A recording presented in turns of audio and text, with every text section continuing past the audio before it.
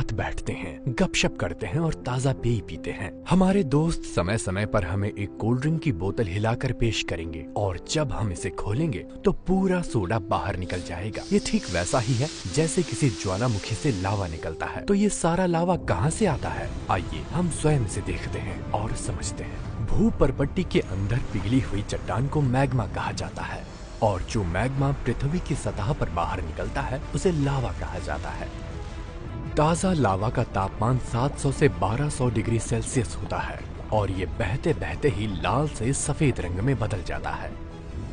पिघला हुआ मैग्मा हमेशा पृथ्वी की सतह के नीचे एक वृत्तीय गति में गति करता है और कभी-कभी पृथ्वी के अंदर तीव्र ताप और दाब द्वारा निर्मित परपट्टी में एक छिद्र के माध्यम से बाहर निकलता है। पृथ्वी की सतह पर पिघले हुए मैग्मा गैसों और राख के उद्गार को ज्वालामुखीयता या ज्वालामुखी विस्फोट के रूप में जाना जाता है। पृथ्वी की सतह पर वो निकास छिद्र जिससे होकर मैग्मा बाहर निकलता है ज्वालामुखी कहलाता है। प्रेशर कुकर में निकास छिद्र की तरह ज्वालामुखी भारी दाब राहत वाल्व के रूप में काम करते हैं जो पृथ्वी के भीतर संचित दाब को मुक्त करते हैं।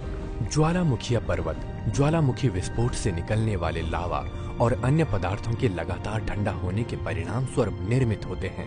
एक ज्वालामुखी पर्वत पर हम ज्वालामुखी नाल के रूप में जाने जाने वाले एक संकीर्ण पाइप के माध्यम से शीर्ष पर एक ज्वालामुखी विवर और पृथ्वी के आंतरिक भाग से जुड़े विभिन्न निकास क्षेत्रों का स्पष्ट रूप से पता लगा सकते हैं। इस पर्वत से ज्वालामुखी विस्फोट देखिए। हम बड़ी मात्रा में लावा, ज्वालामुखीय धूल, राख और खंडित मलबों का निक्षेप ज्वालामुखी विवर में देख सकते हैं। विस्फोट की आवृत्ति के आधार पर हम ज्वालामुखीय पर्वतों को 3 श्रेणियों में विभाजित करते हैं: सक्रिय, प्रसुप्त, मृत। सक्रिय ज्वालामुखी नियमित अंतराल पर ज्वालामुखीय लावा और गैसों को मुक्त करते हैं। मैग्मा को ज्वालामुखीय पाइप द्वारा ज्वालामुखी विवर में लाया जाता है और हम ज्वालामुखी विस्फोट की क्रिया को देख सकते हैं। जैसा कि नाम से पता चलता है, सक्रिय ज्वालामुखी जीवित होते हैं।